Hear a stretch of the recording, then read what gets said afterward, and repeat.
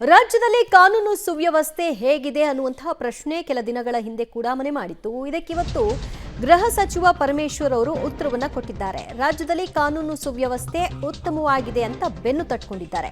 ಪರಿಷತ್ನಲ್ಲಿ ಭೋಜೇಗೌಡ ಅವರು ಪ್ರಶ್ನೆ ಮಾಡಿದ್ರು. ಈ ಹೊತ್ತಿನಲ್ಲಿ ಪರಮೇಶ್ವರ್ ಅವರಿಂದ ಉತ್ತರ ಸಿಕ್ತು. ಅದಕ್ಕೆ ಸಂಬಂಧಪಟ್ಟ ಹಾಗೆ ಕೆಲವೊಂದಷ್ಟು ಪಟ್ಟಿಯನ್ನು ಕೂಡ ರಿಲೀಸ್ ಮಾಡಿದ್ರು.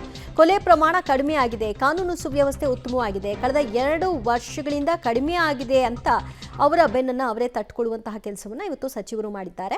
ಸಚಿವರು ಕೊಟ್ಟಂತಹ ಅಂಕಿ ಅಂಶಗಳ ಪ್ರಕಾರವಾಗಿ 2020ರಲ್ಲಿ 1315 ಕೇಸ್ಗಳಿತ್ತು.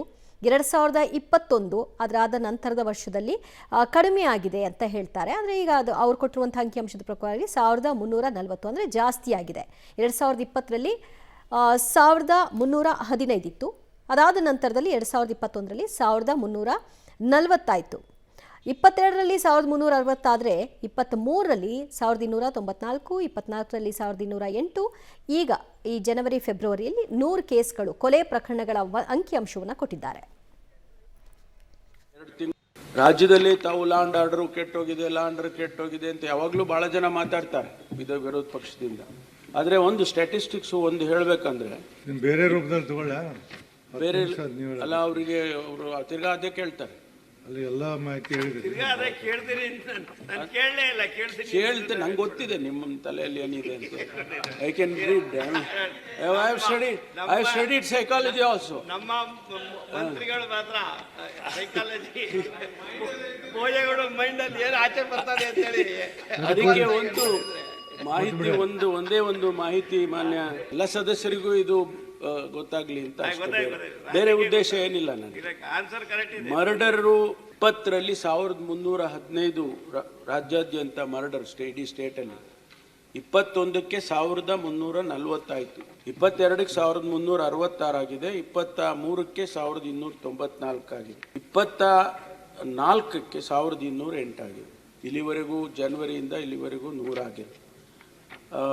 ಅಂದರೆ ಮರ್ಡರ್ ಕಡಿಮೆ ಆಗಿದೆ ಅಂತ ಸಂಖ್ಯೆ. ನಾನು ಸಂಖ್ಯೆ ಆಧಾರದ ಮೇಲೆ ಇದನ್ನು ಹೇಳಕ್ ಹೋಗೋದಿಲ್ಲ. ಆದರೆ ರೆಗ್ಯುಲೇಟೆಡ್ ಇದೆಯಲ್ಲ, ಕಂಟ್ರೋಲ್ ಇದೆಯಲ್ಲ ಅನ್ನೋದು ಒಂದು ಸಂದೇಶ.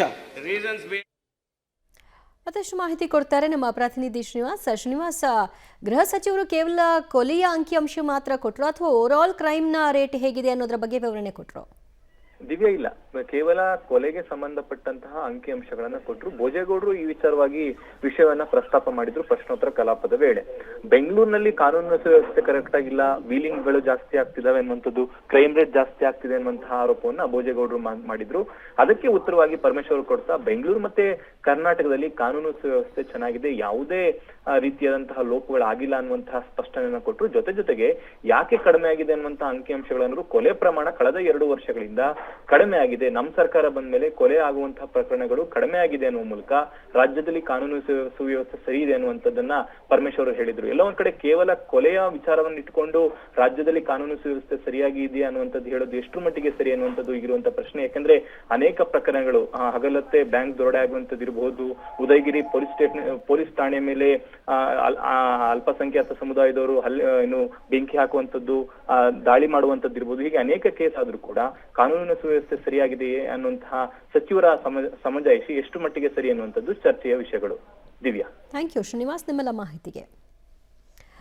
ಕೇವಲ ಕೊಲೆ ಕೇಸ್ಗಳಿಗೆ ಸಂಬಂಧಪಟ್ಟ ಹಾಗೆ ಅಂಕಿಅಂಶಗಳನ್ನು ಕೊಡೋ ಮೂಲಕವಾಗಿ ಗ್ರ್ಯಾಜುವಲಿ ಎಷ್ಟು ಇಳಿದಿದೆ ನೋಡಿ, ಅಂದರೆ ಕ್ರೈಮ್ ರೇಟ್ ಹೆಚ್ಚಾಗ್ತಿಲ್ಲ ಅನ್ನೋದ್ರ ಬಗ್ಗೆ ಹೇಳ್ತಾ ಹೋಗಿದ್ದಾರೆ. ಆದರೆ ಇತರೆ ಪ್ರಕರಣಗಳು ರಾಜ್ಯದಲ್ಲಿ ಭಯವೇ ಇಲ್ಲದೆ ಲಾಂಗು ಮಚ್ಚುಗಳನ್ನು ಹಿಡ್ಕೊಂಡು ಓಡಾಡೋದು, ಬೆದರಿಸುವಂಥದ್ದು, ಪೊಲೀಸ್ ಠಾಣೆ ಮೇಲೆ ಕಲ್ಲು ಹಾಕೋದು, ಪೊಲೀಸರಿಗೆ ಕಲ್ಲು ತೂರೋದು, ಇಂತಹ ಪ್ರಕರಣಗಳನ್ನು ಯಾವ ಪಟ್ಟಿಗೆ ಹಾಕಿದ್ದಾರೆ?